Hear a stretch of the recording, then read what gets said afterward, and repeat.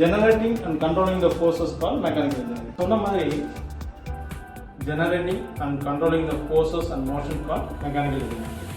சரி, ஒரு உதாரணத்துக்கு ஸ்ட்ரெஸ் என்ன? Load by area. லோட் என்ன? லோடு தான் ஃபோர்ஸ். இங்கே என்ன ப்ளே பண்ணுது? ஃபோர்ஸ். ஓகேவா?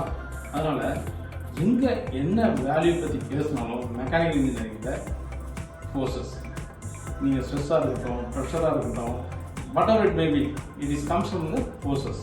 ஸோ ஃபோர்ஸ்னால் ஃபஸ்ட்டு நம்ம என்னென்னு தெரிஞ்சுக்கிட்டா மெக்கானிக்கல் இன்ஜினியரிங்கை பற்றி இன்னும் டீட்டெயிலாக நிறைய தெரிஞ்சுக்கலாம்.